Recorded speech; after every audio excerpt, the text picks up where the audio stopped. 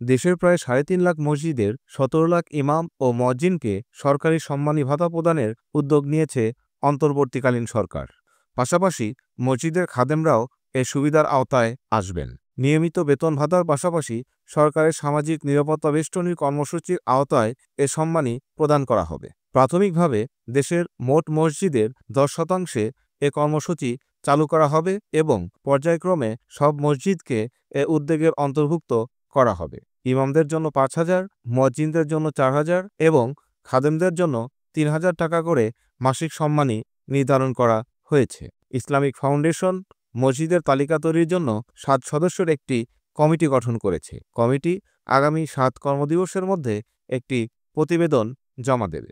ধর্ম মন্ত্রণালয়ের সূত্র জানিয়েছে, মন্দিরের পুরোহিত এবং অন্যান্য ধর্মীয় উপাসনালয়ে সংশ্লিষ্ট ব্যক্তিরাও এ সম্মানী ভাতার আওতায় আসবেন।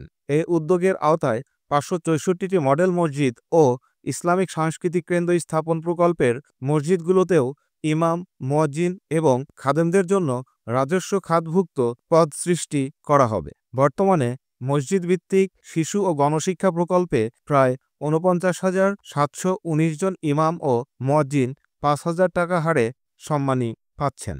সরকারের এ উদ্যোগ মসজিদে কর্মরতদের জীবনযাত্রার মান উন্নয়ন এবং ধর্মীয় প্রতিষ্ঠানগুলোর সুষ্ঠু ব্যবস্থাপনায় গুরুত্বপূর্ণ ভূমিকা রাখবে বলে আশা করা হচ্ছে।